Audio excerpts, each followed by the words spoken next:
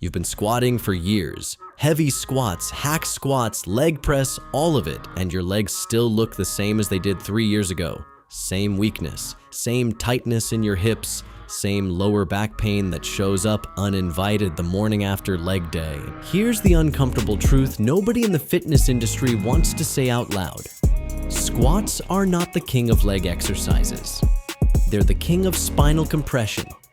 And after 35, your body is quietly keeping score. The problem is that a standard squat only recruits about 60% of your total leg musculature.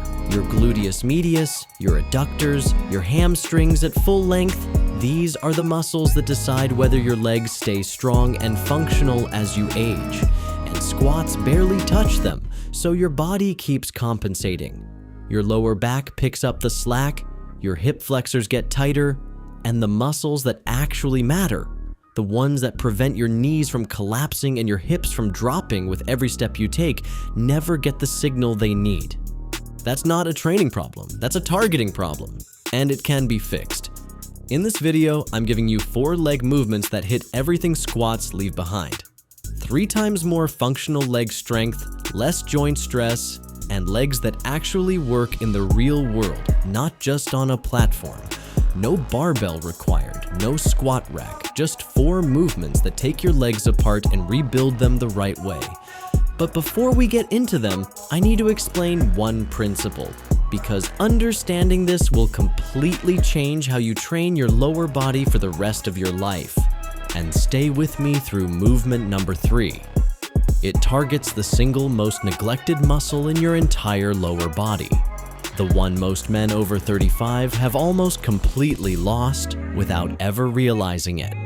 In the 1970s, researchers studying Nepalese Sherpa guides made a discovery that the fitness industry largely ignored. Sherpas regularly carry loads of 80 to 120 pounds across mountain terrain for days at a time, without training programs, without gyms, without a single squat. When scientists analyzed their legs, they found extraordinary development in exactly the muscles that Western gym programs neglect. The gluteus medius, the adductors, the deep hip stabilizers.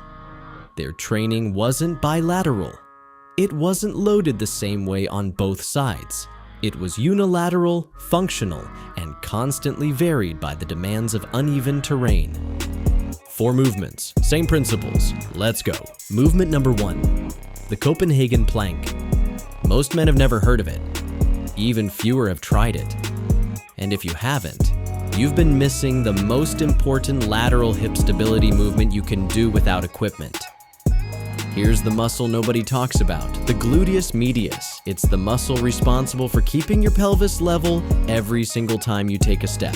When it weakens, and it weakens in almost every man who sits for a living, your hip drops to one side, your knee rotates inward, and your lower back absorbs every impact. That's not aging. That's one specific muscle that stopped doing its job, and it can be brought back. Here's how to do it. Lie on your side on the floor. Place your top foot on a bench or chair. Lift your hips off the floor using only that top leg, creating a straight line from head to feet. Hold it. You'll feel a deep burn through the outer hip and along the inner thigh simultaneously. That's exactly where you want it. Don't let your hips rotate forward. Keep the tension honest. Week 1. 3 sets of 15 seconds per side. Week 4, 3 sets of 45 seconds per side. Movement number 2, the single leg Romanian deadlift. Most leg training is bilateral, both legs doing the same work at the same time, which sounds efficient until you realize that real life is almost entirely unilateral. Walking, climbing stairs, changing direction, stepping off a curb. You are always on one leg. And most training programs never prepare you for that. The single leg RDL forces your hamstrings, glutes, and entire posterior chain to work without the other leg available to compensate. It also demands balance and hip stability at the same time, which means your nervous system has to work significantly harder than during any bilateral movement. That's where functional strength actually comes from. Here's how to do it.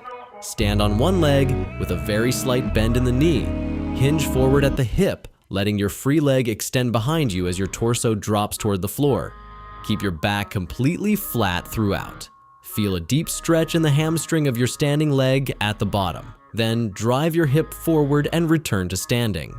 The key is the hip hinge, not a knee bend, a hip hinge. Your back stays flat the entire time. Week 1, 3 sets of 6 reps per side. Week 4, 4 sets of 10 per side. Add a light kettlebell when body weight starts feeling easy. Movement number 3 is the one that makes the biggest difference the fastest. Most trainers skip it because it doesn't look impressive. The research behind it is very hard to argue with. Movement number 3, the Bulgarian split squat, the most effective unilateral leg exercise in existence. Also the most humbling, because it will immediately show you exactly how much weaker your legs are than you think they are. Unlike a regular squat, the Bulgarian split squat loads each leg completely independently. Your stronger leg cannot compensate for the weaker one. Every strength imbalance gets exposed and then trained. Over time, the imbalances disappear. The strength evens out. Your body stops leaking force with every step.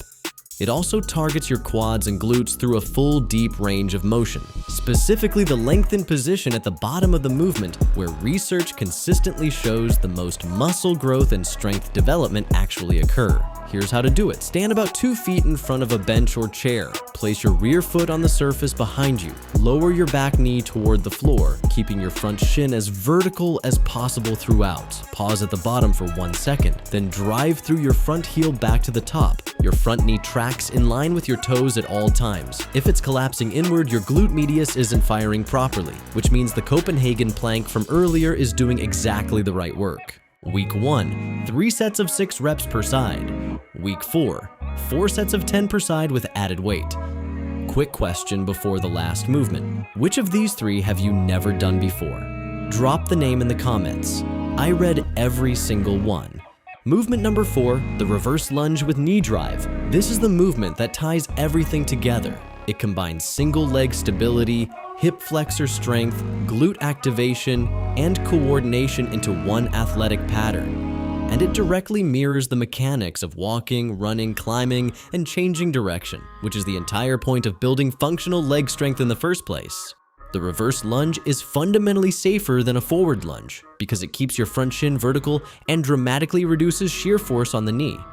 The knee drive at the top converts it from a pure strength exercise into a functional power movement that trains your entire kinetic chain. Here's how to do it. Stand tall. Step 1 foot directly behind you and lower your back knee toward the floor under control.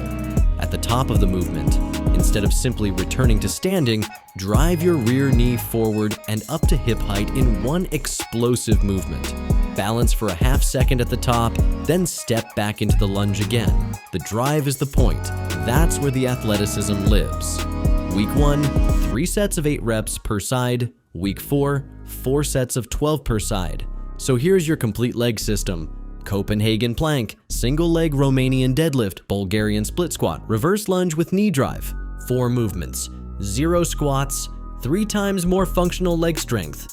Each one targets what squats leave behind. The Copenhagen plank builds lateral hip stability, the foundation of everything. The single leg RDL rebuilds your posterior chain unilaterally with no compensation possible. The Bulgarian split squat loads your quads and glutes through the full range where growth actually happens. And the reverse lunge with knee drive ties it all together into a pattern that transfers directly to how your body moves in the real world.